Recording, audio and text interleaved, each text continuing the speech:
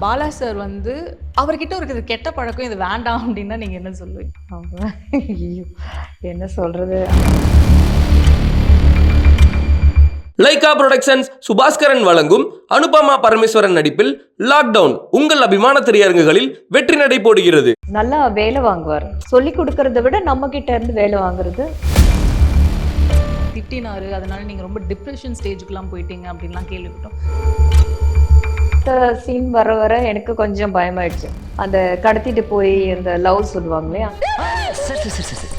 Rape பண்றதுக்காக நான் உனக்கு தூக்கிட்டு வரல. அப்போ நான் போய் கேட்டேன், சார் எப்படி பண்ண நல்லா இருக்கான்னு கேட்டப்போ திட்டாங்க. ரொம்ப பயங்கரமாக அழுதுட்டேன். எனக்கு அதுக்கப்புறம் அங்கே இருக்கிறதுக்கே பிடிக்கல. அம்மா கிட்ட சொன்ன போயிடலாம், நமக்கு இந்த ஷூட்டே வேணான்ட்டா.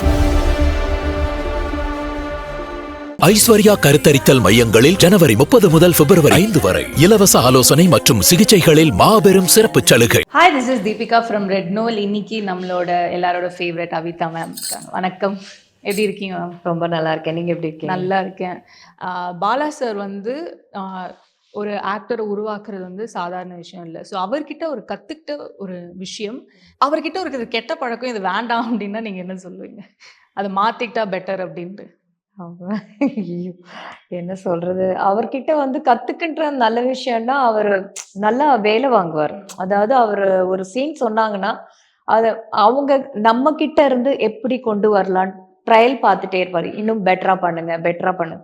அவரு நமக்கு சொல்லி கொடுப்பாரு. ஆனா அதை விட நம்ம கிட்ட இருந்து எவ்வளோ வர முடியுமோ அந்த டேலண்ட்டை வெளியே கொண்டு வருவாரு. அது எனக்கு ரொம்ப பிடிக்கும். இப்படி பண்ணலாமா சார், அப்படி பண்ணலாம், அவர் ஏத்துப்பாரு. ஓகே, அப்படி பண்ணுங்க, இப்படி பண்ணுங்கன்ட்டு அவர் சொல்லி கொடுக்கறத விட நம்ம கிட்ட இருந்து வேலை வாங்குறது நல்லா தெரியும் அப்படின்ட்டு. ஆனா இது நிறைய விஷயங்கள் நான் கேள்விப்பட்டேன். அந்த நீங்க உண்மையா இல்லையான்னு மட்டும் சொல்லுங்க. அதாவது அந்த டைம்ல ஷூட் பண்ணும்போது அவர் திட்டினாரு, அதனால நீங்க ரொம்ப டிப்ரெஷன் ஸ்டேஜுக்குலாம் போயிட்டீங்க அப்படின்லாம் கேள்விப்பட்டோம். அப்படியா? இல்லை, டிப்ரெஷன்லாம் கொஞ்சம் திட்டினாங்க. திட்டும் போது எனக்கு ரொம்ப ரொம்ப ஃபீல் ஆச்சு. ரொம்ப அழுதுட்டேன். ரொம்ப பயங்கரமா அழுதுட்டேன். எனக்கு அதுக்கப்புறம் அங்க இருக்கிறதுக்கே பிடிக்கல. அதுக்கப்புறம் எங்க அம்மா கிட்ட சொன்ன போயிடலாம், நமக்கு இந்த ஷூட்டே வேணான்ட்டேன். அப்புறம் அம்மா தான் சொன்னாங்க, அப்படிலாம் இல்லை.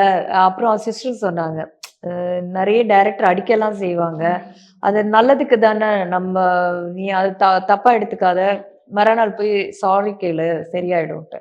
அதுக்கப்புறம் மறுநாள் போய் சாரி கேட்டேன். சாரி கேட்டது அவரே சொன்னார், நீங்க நல்லா வரணுன்றதுக்காக தானே மாத்திட்டுறேன், அதெல்லாம் தப்பா எடுத்துக்காதீங்க, பெட்டரா வரணும்ட்டு. அதுக்கப்புறம் அடுத்த சீன் வர வர எனக்கு கொஞ்சம் பயமாயிடுச்சு. இன்னும் நல்லா பண்ணணும், நல்லா பண்ணணும், ஒரு திட்டு வாங்காம கரெக்டா பண்ணணும்னு சொல்லிட்டு அதுக்கப்புறம் பண்ண சீன்ஸ் எல்லாமே அந்த கடத்திட்டு போய் அந்த லவ் சொல்லுவாங்களே, அந்த சீன்லாம் ரொம்ப நல்லா வந்தது.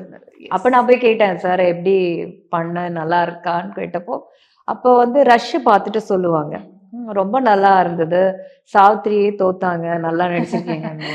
அது ஒரு பெரிய அவர் வாயில இருந்து வர்றது பெரிய அவார்ட். உங்களோட ப்ரீவியஸ் ப்ராஜெக்ட் பற்றி பேசும்போது கண்டிப்பாக நான் இதையும் கேட்கணும் அப்படின்னு இருந்தேன். ஜென்ரலி நம்ம ஒரு லைம் லைட்டுக்கு வரும்போது நம்மளுக்கு சார்ந்து வந்து ஏதான ஒரு வதந்தி வந்து வந்துக்கிட்டே இருக்கோம்ல, அதை நீங்கள் எப்படி ஹேண்டில் பண்ணிட்டு இருந்தீங்க? நிறைய வதந்திகள் தான் இருக்கு.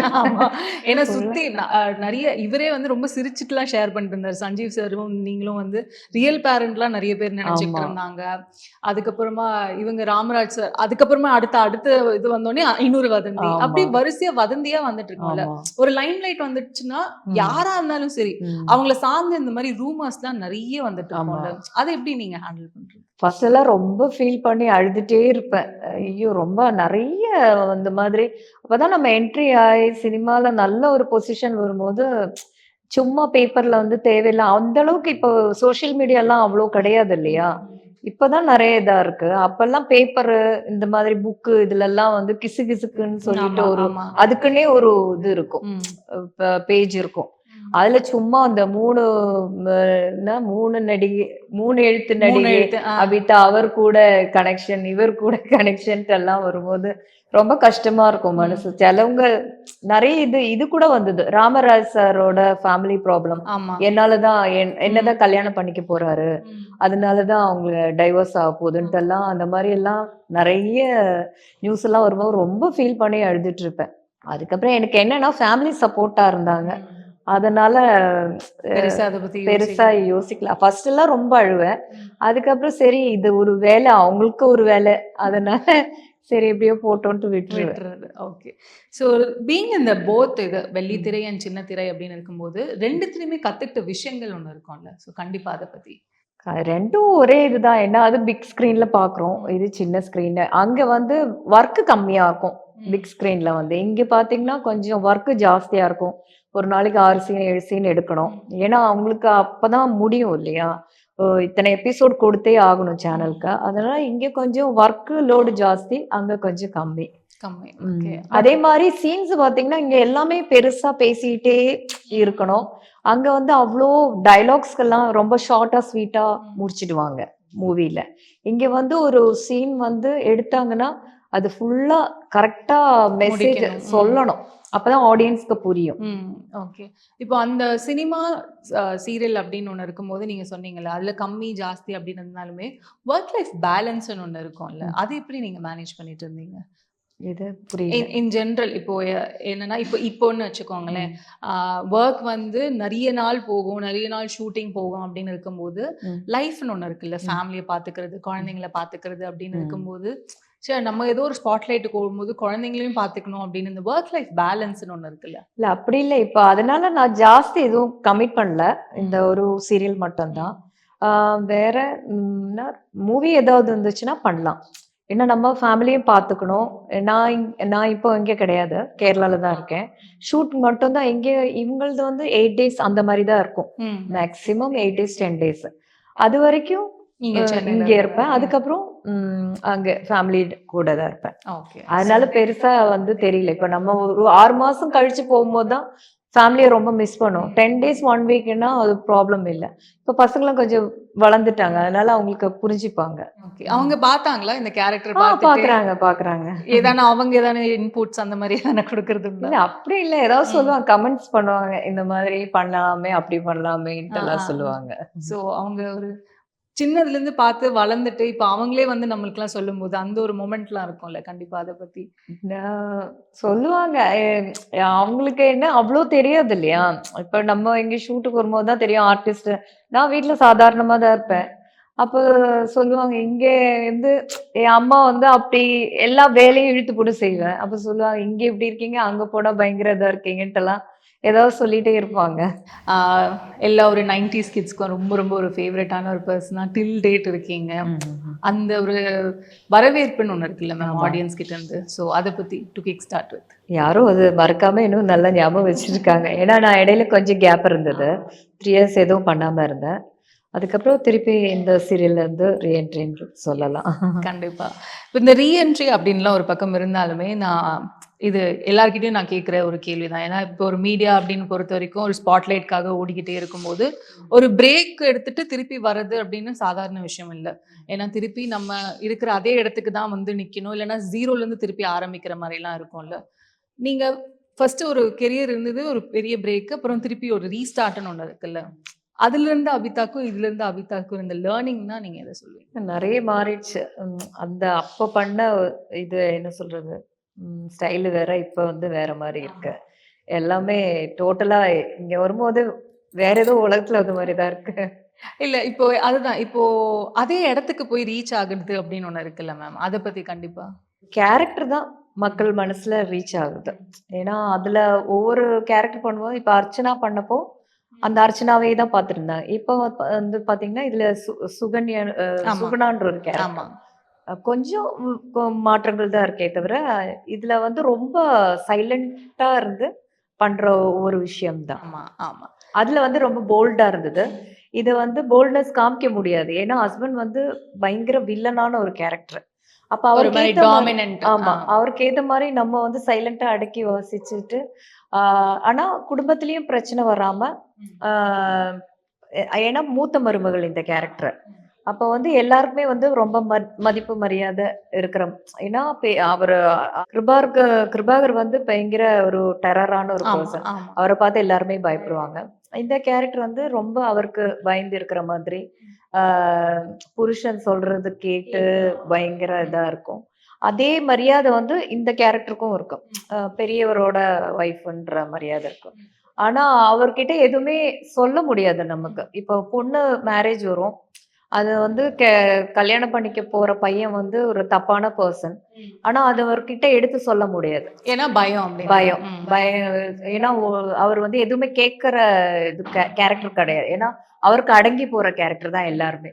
அப்படி இருக்கும்போது அவருக்கே தெரியாம நான் வந்து இதுல வந்து பல விஷயங்கள் பண்ணியிருக்கேன். இந்த கல்யாணம் நிக்கிறதுக்காக சைலண்டா யாருக்குமே தெரியாது அப்படின்ட்டு. அந்த மாதிரி ஒரு கேரக்டர் இது. ஆமா. இப்போ இந்த ஸ்டோரி லைன் இருக்குல்ல மேம், இன் ஜென்ரலே வந்து இப்போ ஏதோ ஒரு படமே வந்தாலும் சரி, அந்த ட்ரெய்லர்லாம் பார்த்துட்டு வந்து ஓ இது அந்த படம் இல்லை அப்படின்ற மாதிரி கமெண்ட் வருது. இப்போ இந்த ஸ்டோரி லைன் கேட்டாலும் இது இன்னொரு சீரியலோடலாம் கம்பேர் பண்ணுவாங்கல்ல, அந்த மாதிரி கமெண்ட்ஸ்லாம் வரும்போது அதை நீங்கள் எப்படி பார்க்குறீங்க? நம்ம அதெல்லாம் ஃபர்ஸ்ட் மைண்ட் பண்ணவே கூடாது. எந்த கமெண்ட்ஸ் வந்தாலும் நம்ம அதை ஃபர்ஸ்ட் மைண்ட் பண்ணக்கூடாது. நெகட்டிவும் வரும், பாசிட்டிவ் வரும். பாசிட்டிவ் மட்டும் எடுத்துக்கணும், நெகட்டிவ் எல்லாம் தூக்கி போட்டுடணும். அதையே மைண்ட்ல வச்சுட்டு இருந்தா நமக்கு அடுத்தது ஒர்க் பண்றதுக்கு கொஞ்சம் கஷ்டமா இருக்கும். நம்ம ஏன் அந்த கம்பேர் பண்றது வந்து பார்க்க வேண்டாம். நமக்கு இந்த சீரியல்ல என்ன கேரக்டரோ அது மட்டும் நீட்டா பண்ணிட்டு போயிட்டே இருக்கணும். ஓகே. இப்போ அந்த சொன்னீங்கல்ல அர்ச்சனான்ற கேரக்டர் அண்ட் சுகன்யான் கேரக்டர்ல இருக்கிற மேஜர் டிஃப்ரென்ஸ் நாங்க பார்க்கும்போது இன் ஜென்ரலே சீரியலே வந்து நிறையவே வந்து டிஃப்ரென்ஸாக பார்க்க முடிஞ்சது. என்னன்னா அப்போ வந்து இருந்த ஒரு சீரியல் வந்து ரொம்பவே யதார்த்தமா இருந்தது. லுக்ஸ் வைஸும் சரி ரொம்பவே யதார்த்தமா இருந்தது. ஆனா இப்போ வந்து எல்லாமே ரொம்ப ஒரு எக்ஸ்ட்ரா வெகன்ஸா ஒரு மேக்கப் இருந்து ட்ரெஸ்ஸிங் வரைக்கும் தூங்கி எழுந்திரிச்சா கூட வந்து ஃப்ரெஷ்ஷாவே இருப்பாங்க. தலையில ஃப்ரெஷ்ஷா பூ இருக்கிறது. ஆனா அதுவுமே அக்செப்ட் பண்ணிட்டாங்க. அப்பவும் அதுவும் அக்செப்ட் பண்ணிட்டாங்க. இந்த டிஃபரன்ஸ் நீங்க எப்படி பாக்குறீங்க? ஏன்னா அப்ப ரொம்ப யதார்த்தமா எடுத்துட்டு இருந்தாங்க. கதையும் சரி அப்படிதான் இருந்தது. இப்போ வந்து பாத்தீங்கன்னா ஆனா இந்த சீரியல் பொறுத்த வரைக்கும் அந்த மாதிரி கிடையாது. ரொம்ப நேச்சுரலா தான் இருக்கு. யாரும் அவ்வளோ மேக்கப் எல்லாம் ஏன்னா கதைப்படி அப்படிதான் இருக்கும். ஏன்னா எங்களுக்கு வந்து வெளியே போகும்போது மட்டும்தான் எங்களுக்கு இந்த ஜுவல்ஸ் இதெல்லாம் கொடுப்பாங்க. வீட்டுல இருக்கிறவங்க வீட்டுல இருக்கும்போது சாதாரணமா தான் இருக்கணும். அந்த மாதிரி கேரக்டர்னால அது ஒன்றும் எங்களுக்கு பெருசா ஃபீல் ஆகல. மற்ற சீரியல்லாம் பார்த்தீங்கன்னா ரொம்ப ஜாஸ்தி ஹெவி மேக்கப், ரொம்ப ஜுவல்ஸ் எல்லாம் பார்த்தா எப்ப பார்த்தாலுமே கல்யாணத்துக்கு போயிட்டு வர மாதிரியே இருப்பாங்க எல்லாரும். இந்த சீரியல்ல வந்து அந்த மாதிரி காமிக்கல, யதார்த்தமா தான் இருக்கு. ஏன்னா யதார்த்தமா இருந்தாதான் நல்லா இருக்கும். மக்கள் மனசுல வந்து சீக்கிரமா இடம் பிடிக்க முடியும். இது ரொம்ப ஜிகி ஜிகிலாம் எனக்கும் அது மாதிரி பிடிக்காது. ஓகே. இப்போ எப்பவுமே என்னன்னா இப்போ ஏதோ ஒரு எத்தனை ப்ராஜெக்ட்லாம் பண்ணாலுமே ஆல்வேஸ் இந்த மைண்ட் அப்படின்னு இருக்கும்போது உங்களது வந்து சின்ன திரைனா அர்ச்சனா, இன்னொன்று வந்து படத்தை பற்றி பேசுவாங்கல்ல. இப்போ வரைக்குமே அதை பேசிட்டு இருக்கும்போது நம்ம இன்னும் கண்டினியூ பண்ணியிருக்கலாமோ, நம்ம ஏன் பிரேக் எடுத்தோன்னு வருத்தப்பட்டது ஒண்ணு? அப்படி வருத்தப்பட்டது இல்லை. ஏன்னா நம்ம ஒரு நல்ல விஷயத்துக்காக தானே பிரேக் எடுத்தோம். ஏன்னா பசங்களையும் பார்க்கணும் இல்லையா? ஃபுல்லா நம்ம இதுலயே இருக்கவும் முடியாது. கொஞ்சம் ஃபேமிலியும் பார்க்கணும். ஏன்னா அப்பதான் அவங்க வளர்ந்து வர அந்த ஏஜ். இப்போ நமக்கு விட்டுட்டு வரலாம். இப்போ அவங்களுக்கு புரிஞ்சுக்கிற ஒரு வயசு வந்தாச்சு. அதனால நான் அதை ஃபீல் பண்றதே கிடையாது. எல்லாமே என்ஜாய் பண்ணோம் நம்ம. இப்போ அது பிரேக் ஆனாலும் பரவாயில்ல. நமக்கு நம்ம வந்து இது என்ன சொல்றது, கவர்மெண்ட் ஜாப் கிடையாது. எப்ப வேணாலும் வரலாம், எப்ப வேணாலும் போகலாம். சினிமான்றது அப்படிதான். எவ்வளோ வயசு வரைக்கும் வேணாலும் நம்ம நடிச்சுட்டே இருக்கலாம். அதனால அது ஒரு இதாவே பார்த்தது கிடையாது. ஆனா அந்த லிஸ்ட் ப்ராஜெக்ட்ஸ் அந்த மாதிரி தானே இருக்கா மேம்? நிறைய சீரியல் அந்த மாதிரி வந்திருந்தது. அந்த டைம்ல எனக்கு கொஞ்சம் பண்ண முடியல. அந்த டைம்ல அது நினைச்செல்லாம் நான் ஃபீல் பண்றேன். இப்ப நம்ம ஒர்க்கு நமக்கு என்னவோ அமைஞ்சிருக்கோ அது கண்டிப்பா வந்திருக்கும். Okay, right. அஃப்கோர்ஸ் இப்போ கம்மிங் டு இப்போ ஒரு ரீஎன்ட்ரி அப்படின்னு இருக்கும்போது இந்த ரீஎன்ட்ரியில வந்து நிறைய பேர் சொன்ன விஷயம் நீங்க ரெகுலரா பண்ணுங்க ப்ளீஸ் அப்படின்னு தான் வந்து நிறைய கமெண்ட்ஸ் என்னால பார்க்க முடிஞ்சது. ஸோ அந்த ஆடியன்ஸ்க்கு நீங்க என்ன சொல்லணும்னு நினைக்கிறீங்க? கண்டிப்பா நல்ல கேரக்டர்ஸ் வந்தா பண்ணுவேன். ஒரு நல்ல நமக்கு ஒரு பேர் கிடைக்கணும். சும்மா ஏனோ தானோன்னு போய் பண்ணிட்டு இருக்க கூடாது. ஏன்னா இது வரைக்கும் ஒரு நல்ல பேர் கிடைச்சிருக்கு. அதை காப்பாத்திக்கிறதுக்கு நல்ல இது பண்ணாதான். இல்ல போய் பண்ற ஒரு கேரக்டர் வந்து சரியில்லைன்னா எனக்கும் செட் ஆகாது. அதனால நல்ல இதா பண்ணோன்னு தான் என்னோட இது. படம் வந்தா கூட நல்ல கேரக்டர் ரோல்ஸ் பண்ணணும். கண்டிப்பா, அதுதான். So before we wind up உங்க ஃபேன்ஸ்க்கு நீங்க என்ன சொல்லணும்னு நினைக்கிறீங்க? இது வரைக்கும் கொடுத்த ஆதரவு வந்து கண்டினியூவா கொடுத்துட்டே இருங்க. நல்ல நல்ல கேரக்டர்ஸ் பண்ணோம் வேண்டிக்கோங்க. தேங்க்யூ. லைகா புரொடக்ஷன்ஸ் சுபாஸ்கரன் வழங்கும் அனுபமா பரமேஸ்வரன் நடிப்பில் லாக்டவுன் உங்கள் அபிமான திரையரங்குகளில் வெற்றி நடை போடுகிறது. ஐஸ்வர்யா கருத்தரித்தல் மையங்களில் ஜனவரி 30 முதல் பிப்ரவரி 5 வரை இலவச ஆலோசனை மற்றும் சிகிச்சைகளில் மாபெரும் சிறப்பு சலுகை.